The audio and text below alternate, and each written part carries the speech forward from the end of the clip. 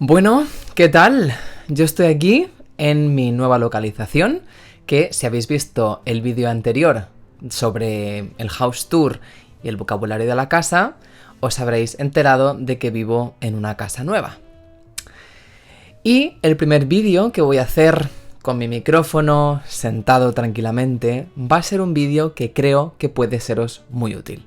Mi nombre es Sergio, este canal se llama Orchard Spanish y es un canal para estudiantes de nivel intermedio de español que quieren aprender más a través de contenido generado por un nativo, y también es una herramienta muy útil si estudias por tu cuenta, porque en mi Patreon ofrezco las transcripciones de todos los vídeos, de todos los podcasts, también traducciones paralelas al inglés de todos los capítulos, y además también ofrezco análisis gramaticales, y para aquellos suscriptores más premium también ofrezco correcciones de vuestros textos y de vuestros audios. De hecho, ya tenemos un primer suscriptor que se llama Tomás, así que quiero darte las gracias por haberte suscrito. De hecho, te has suscrito al nivel premium, así que espero que puedas aprovecharlo. De hecho, voy a quitar la mascarilla, está un poco fea. Ahí. Y vamos ya con el video podcast de hoy. En el video podcast de hoy he decidido crear una especie de historia o relato en el que utilizo todos los verbos que tienen la regularidad de E con Y. Como todos sabéis, en español hay ciertos verbos en presente que son irregulares. Hay algunos que son completamente irregulares, como por ejemplo ser, estar, ir, pero hay otros que siguen un patrón, es decir, siguen todos la misma lógica.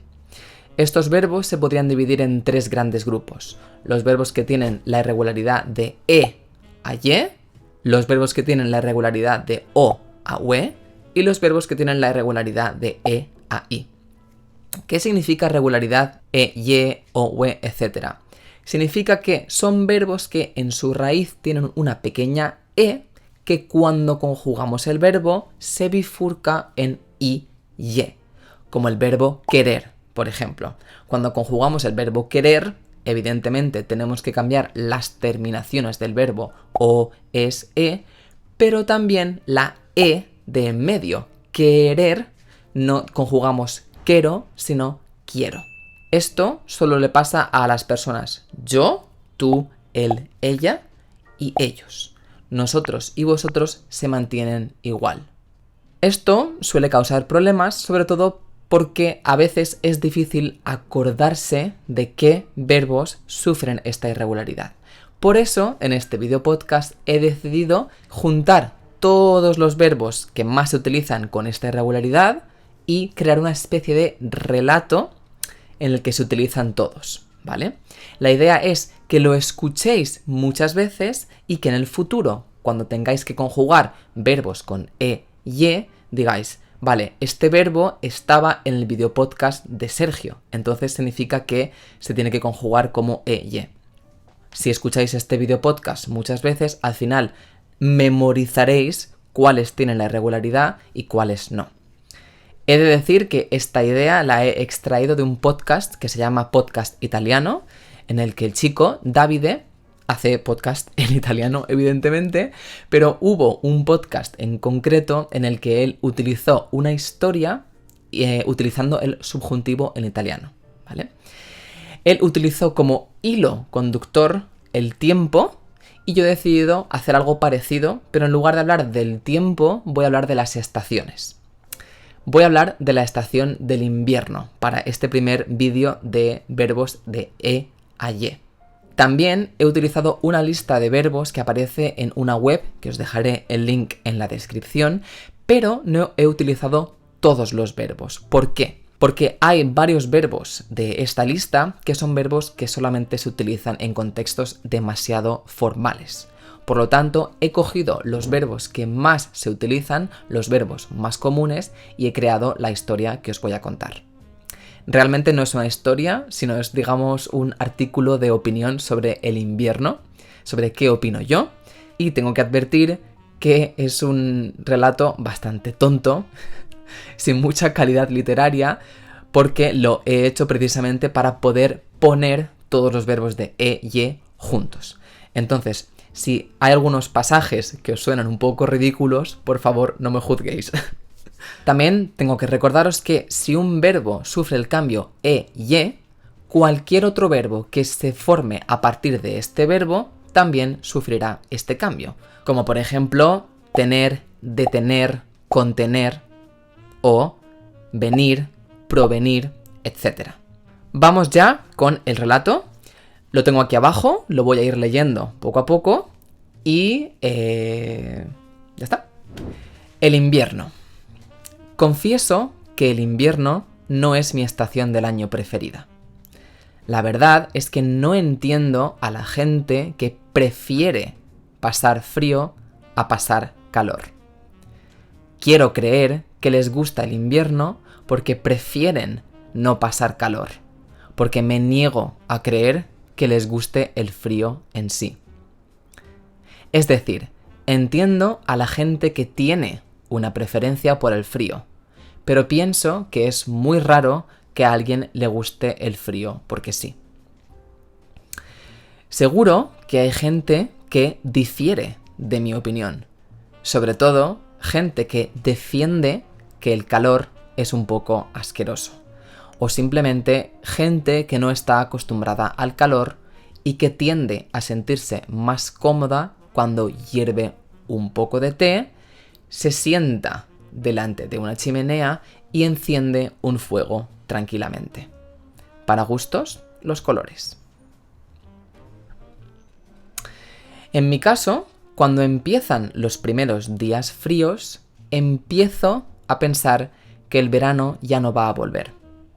Cuando me despierto y tengo frío, pienso que ya no voy a poder volver a la playa hasta pasados varios meses. Y me siento un poco triste. Pero no me preocupa, porque las temperaturas descienden durante una temporada, pero luego ascienden de nuevo. Es el ciclo natural de la vida. Sin embargo, durante unos días pierdo las ganas de vivir. Porque normalmente, en las estaciones más cálidas, vienen mis amigos a casa, cierran todas las ventanas, encienden el aire acondicionado y meriendan conmigo antes de irnos a la piscina o a la playa. Siempre sugieren hacer planes muy diferentes, por eso me entretiene mucho su compañía, porque siempre sugieren muchos planes. Cuando vamos a la playa, extiendo la toalla en la arena, me tumbo y escucho música o simplemente disfruto del sonido de las olas. Pero en invierno no es posible hacer nada de eso. Si vas a la playa en invierno, te hielas. Si te bañas en la playa en invierno, cuando sales del agua, tiemblas como un loco. Por eso no recomiendo ir a la playa en invierno. Es verdad que hay muchos extranjeros que se bañan en lagos helados y luego salen como si nada. Pero yo, sinceramente, no entiendo cómo lo hacen. La verdad es que todavía no sé muy bien de dónde proviene esta tendencia. Supongo que intervienen varios factores, pero sobre todo es la falta de costumbre. Hay gente que previene muy bien el frío porque sus ancestros estaban muy acostumbrados a hacerlo, por lo que retienen muy bien el calor con ropa de abrigo y demás. Quizá incluso obtienen algún tipo de placer de la oscuridad o incluso de los días más cortos, y eso siembra en ellos un sentimiento de unión. No tengo ni idea. Yo, cuando empiezo a notar el frío, me encierro en mi casa mientras digiero la idea de que ya no voy a volver a la playa hasta dentro de varios meses. En esos momentos me arrepiento de no haber ido más, de no haber disfrutado más de la playa. La verdad es que en Barcelona, donde vivo, no hace tanto frío y tampoco nieva, lo cual es genial. Pero como he dicho antes, pierdo las ganas de vivir momentáneamente. Requiero de un poco de tiempo para acostumbrarme a la nueva estación y advierto a mis amigos que durante una temporada voy a estar en casa. Durante esta época me convierto en una persona muy casera. No me tienta la idea de salir. El pesimismo me ciega un poco y el frío de la calle me mantiene alejado del exterior. A veces incluso miento a mis amigos y les digo que estoy enfermo, pero ellos presienten que no es verdad. Les digo que si quieren, les atiendo por teléfono o por videollamada. Ellos asienten y no intentan convencerme. Se abstienen de hacer ningún comentario.